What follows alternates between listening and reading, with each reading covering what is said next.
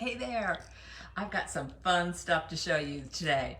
I'm Cadence Kidwell, proprietress here at Fuzzy Goat in Thomasville, Georgia. You can see all that I'm talking about at fuzzygoatyarns.com, and you can also text us at 229-236-GOAT. We got these super cute hair claws in, and you might think, hair claws, what's that got to do with the knitting store? Well, sometimes when things really delight us, we bring them in anyway, but how can you say this doesn't? Like, instead of using a knitting needle in your hair to hold it back, this yarn ball with the knitting needles in it, and then we just got these scissors. So my hair is not particularly long, but one of the first things I like to do when I get home is put my hair up to keep it all out of my way, and it's gonna look really silly right now, but I don't care. And see that cute thing in there? And it's really, it holds, my hair is a little unruly even though it's short, but we've had even Carolina, who has really long curly hair, this works great in it. And this one here works just as well. So like when I get home and I want to put some scissors in my hair instead of cutting my hair, you want to try out these fun hair claws that we have. So we have these two because we feel like they really kind of fit with our theme. So aren't those a lot of fun? All right, so we got those in, and then another thing that we have is we have dryer ball sets, because what we were finding was a lot of people were buying just one and then were unhappy with how it was working, and you really need to have at least three in your dryer. Hey Bev, how you doing? And Kathy? Oh, and who do we have from New York there? Mary and Virginia. Excellent, thank you. Our dryer balls come in a set of 3. They are ethically made. They're beautiful with this needle felting on it. Mine have lasted, I'm gonna say, I have one that's finally kind to not be very happy, and it's probably been in there 3 years. So you use these instead of dryer sheets, and they fluff things up. I often find them in a sleeve or something when I'm taking my laundry out later. They keep things from clinging with static, and they also work better with, instead of dryer sheets, so no chemicals. Melissa likes to put essential oils on hers, so her laundry smells really good. So this is one set that we have, and I have forgotten the names for some of these. This one might be the Garden Friends, or maybe that's Nature's Whimsy, I'm not sure. You'll see the pictures. And then this is a set here. Let me turn them all around. This is another set here with the butterfly, the mushroom, and the daisy. And you get them in a set of 3. This one is super fun. We got our groovy bus and a heart, and then one that says love on it there. Isn't that great? And then last but not least, we had 2 left, and I wasn't sure what kind of set it would make, and Madeline's like, I said, I don't even think those go together. We had a cat and an avocado, a dancing avocado, and Madeline's like, well, I love those. So I had her pick the 3rd one, which is a chicken, because she just got some new chickens.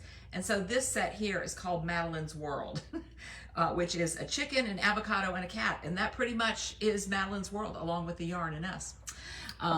So we love that we put those together for you guys, those dryer ball sets. And so they're a lot of fun. They're ethically made. We really like working with this company, and they're just darling. So we love those. We also got a lot of new books. Then I'll show you some yarn. So this one we had, and it went out. We sold out really quickly, and we just got it back, which is the Doodle Knit Directory. And it's a lot of fun on using color work. I mean, it just has charts after charts after charts in here that you can use with the number count, and so you could substitute it into color work. There's also cowls in here in the book and other patterns. Here's an infinity cowl, a scarf. So it's really great. We sell some of the patterns separately. This is a really good deal because you get doodle patterns and the color work pattern all in there together. So we've restocked on that one. This one we haven't had for a little bit, but we've been getting a lot of requests for kids knitting. So this is a great book, or even if you aren't a kid, but you are just brand new to knitting. This has some simple patterns in it and some really good techniques as well. Look, you can make this simple little blanket. Look at this cute hat with the little tassels on it. So to keep kids engaged, that's a really great one. Hey, Marcia. Hi, Amy. Both of you, we got your fuzzy loves on the way. The Gnomes of Grimblewood. I know it's not gnome season, but these are not specific. Well, if you're really cold, it may still be gnome season. But they are not specifically holiday. And this was also a book that we sold out. We had one lovely lady buy 10 of them for all of her friends. And so that kind of cleared us out. So we got some new ones. We got the new book. We restocked this new book. Hey, Harriet. We hope to see you soon. This one also went out the door, so we restocked it, is my Granny Square wardrobe. And so look how cute that is. Elaine was wearing like a Granny Square sweater that she did the other day that was really fun. So the ponchos, Taylor Swift has a dress that's really cute. Oh my gosh, that's a commitment there to make all of that. But let's see what this one looks like here. Whoops. Yes, it is a brand new book and the pages are stuck together. So it tells you how to do the granny squares. Yes. Yes. Look at that. Oh, that's really pretty with that ombre effect. So this has been a lot of fun too for you crocheters. And also for you crocheters, we restocked our More Crochet Iconic Women, and it has patterns in here to make these small little amigurumi, that's very hard for me to say, for 15 different women who have changed the world. So we love this book too. Yes, yes, yes. Oh, and Amy says her fuzzy love arrives today. We have just a few more if people want theirs to be shipped in time for the holiday. And then last but not least, we got this one restocked. Let's Move the Needle. How we can use, build community and make change through craft. And so I love this here. What do you want your legacy to be? So this is a really great guide to craftivism and taking action based on your values. So I love this book here.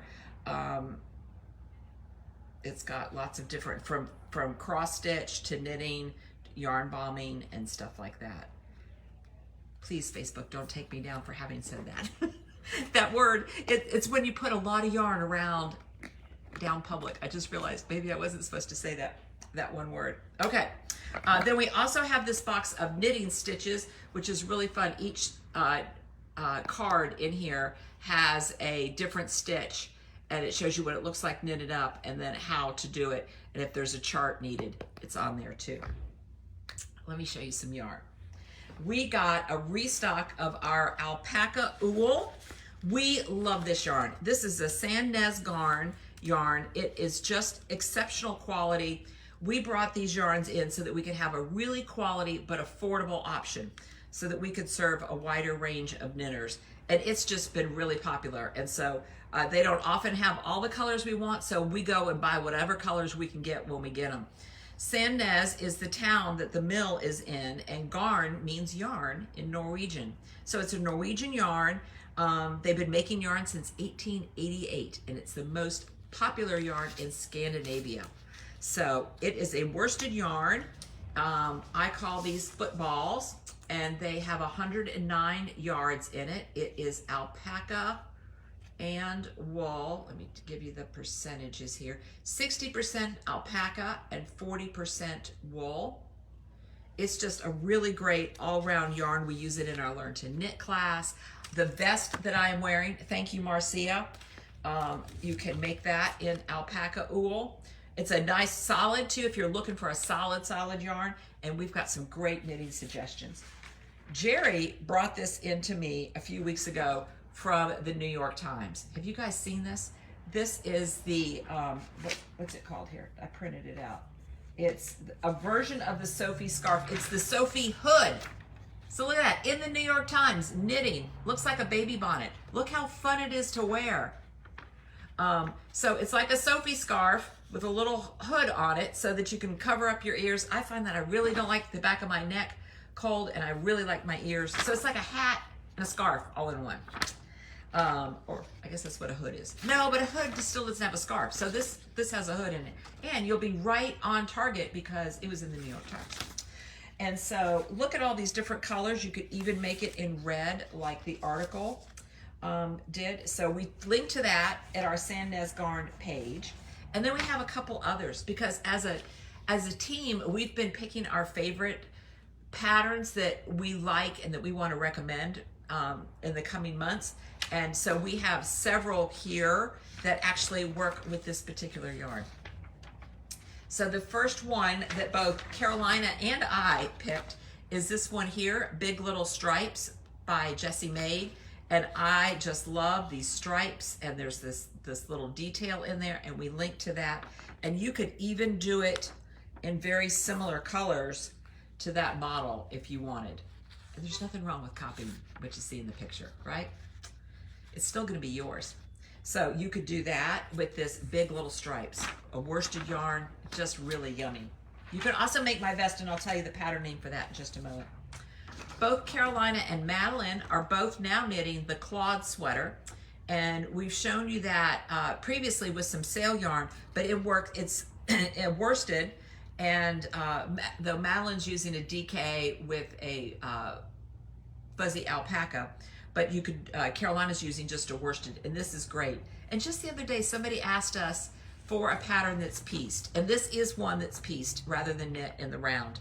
And that's a good thing for this sweater because it gives it some structure and keeps it from just growing and stretching out too much. The seams are going to keep that nice and in line. So that's a great pattern to use for this yarn. I found this scarf pattern here, the Gooseberry Shawl. I love these little baubles.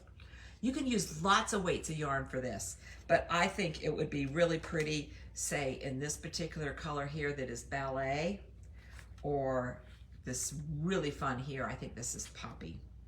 Yeah, this is poppy here. And that's the Gooseberry Shawl. And then you could use, this is Thea Colman's Smokeshow, all one word. Lots of people can't find it. And it's just got cables galore all over it. I was completely tempted by the sample photo, so I did mine in a dark navy. I think this would show up even more if you used a color that was a little lighter, like this one here, which is, I think this is Acorn. I'm missing my tag. I'm pretty sure this is Acorn. I think your cables would show up even more, or even this slightly brighter blue Marine, I think the cables, but there's just all kinds of cables. It was a lot of fun. And then you get to use buttons down the front. We just reordered our buttons, so if your favorite is out right now, don't worry, I just reordered them from Britain. And though that sounds really far away, which it is, they come pretty quickly. So those are some new yarns that we got in, really pretty colors. And then let's talk about my project. All right, my barberry. My barberry, look how it's coming along. All right, here we go. I have some things to tell you about it. Woo! All right, I am now down into the ribbing. All right, what do I want to say? First of all, I love this little detail of this chain stitch that divides the stockinette into the ribbing. Very nice detail. I might find ways to incorporate that into future projects anyway.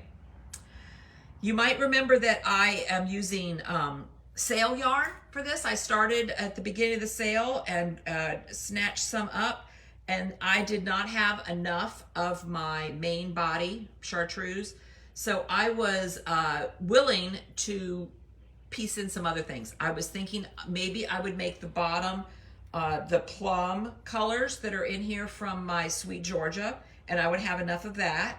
But there was also sail yarn in the same color, same dyer, different base. So that's what I've done. So if you notice that my bottom is a slightly different color, it's not your monitor or your eyes. It actually is. So this is a worsted, and it is a superwash blend, and my body is a DK non-superwash. I did a couple rows into that, and then I thought I need to stop on my ribbing because I'm going to want to block my color work. I want to get it wet. I want to soak it. I want to stretch, you know, I want it to lay out. So this is all blocked up here. But I'm not going to want to really soak and get wet my superwash ribbing. So I blocked my sweater before I started using the other yarn in great abundance. So that was one tip that I have. Let me tell you, I got going around and I was so excited to do this little chain. I completely skipped the instructions that I was supposed to bind off here in the middle. So I did my chain, which is not all that complicated. You know, it was just 2 rows, but you know, it was all the way around. And I was like, oh, I'm supposed to bind off in the middle there. Cause I'm like, wait, I work the ribbing flat. How's that happening? So I had to undo my chain. So I had some practice with that.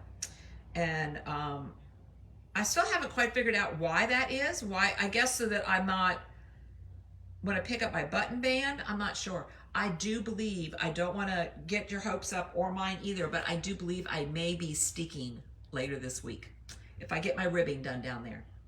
Here's another thing to say about it is my sleeves. So show you the pattern. The pattern has quite long sleeves and I'm not going to make mine that long because I want to wear it more here, more, you know, longer into the seasons. Let me see if I can find my pattern. And it's the Barberry pattern. Well, that doesn't really show you the sleeves, but that shows you the back, which is what I fell in love with. Well, here it is on the front. So the sleeves are really long, but I want to make mine kind of 3/4 length, maybe about like this. But I don't want all that ribbing to just bunch up in my elbow. So I was working on my sleeves last night, and one right now is 2 inches longer than the other. And I did that on purpose because I was thinking, oh, I'll make it 2 inches longer, and that way it won't all bunch up into my elbow. But I'm not sure if that's longer than I want it because I'm going to need to put the ribbing on. I just stopped on the sleeves altogether, and I'm going to wait until I've steeked it and can put it on properly. I mean, I could try this on now, but I think I'm so close to steeking it anyway. I'm just going to leave both sleeves just like this. Go ahead, steek it, and start my button band and do all that, and then I'll make my decisions about my sleeves. You know, maybe I just rip out the 2 inches on here, you know, kept me entertained last night, or maybe I have to do 2 more inches on this side before I do my ribbing on that. But I'm very excited. Oh, and my buttons, I have my buttons over here. I told you I would show you those. Zip up my little things so they don't go flying out. I'm gonna use, I was hoping I could find buttons the same color as my yarn. I did not have luck in that regard. So then I thought maybe I would get some purple ones. And the purple ones we got aren't as big as I want, because again, no shame in being influenced by the picture. I am completely influenced by the picture and these big buttons. So the biggest ones that we have and that I could find are these really big tortoiseshell ones, and they're kind of translucent. So look, when I put it on top, it kind of picks up the green, and then that tortoiseshell kind of turns the color of the plum. So I cannot wait to put these on. So don't worry, we will video me steeking. I'm not going to steek on a Saturday because I don't want to do it live. Because we want to get all the right angles and all that, and it might be kind of slow and tedious and all that. But we will definitely video it, and we will definitely share it with you. And I'm not going to want to go fast, like I'm talking kind of fast now. When I'm steeking, I'm going to be super calm and super slow. Steeking, if you don't know what that means I'm going to cut up the front of my sweater because this is a cardigan. But the patterns, you can do it in a pullover, and Melissa is doing hers as a pullover. So I'm very excited. It is getting close. It still fits, all this sweater still fits inside my billy bag. So that's a really handy thing. Oh, and let me show you one other thing I got going on here. I love using these simple locking stitch markers that Dawn makes for us. They're very easy. I can put them on one-handed. I don't have to stop, put my thing down. I could put them on one-handed every time I've done an increase. I didn't used to do that. I used to think I could look at it and see it well enough. But I saw others of you doing that and putting markers in. I'm like, oh, that does kind of make sense. I can count them better. And so I really like these simple locking stitch markers for that reason. I can just pick them up out of my little dish next to my chair and slide them right on. And they turn out, they're really handy. So that's what I have to share with you today. So maybe you want some books, maybe you need a hair cloth or some dryer balls. Let's get our hair back up again. See, it's just all unruly. This is why I put it up when I get home. My husband laughs at me because it gets really high on my head, but that's because, you know, my chair is back here, and so my hair gets pushed up. But aren't these fun? Okay, I will put the links up to all this fun stuff, and let us know if you have any questions about dryer balls, hair cloths, alpaca wool, any of that. We're here to serve you. Thank you.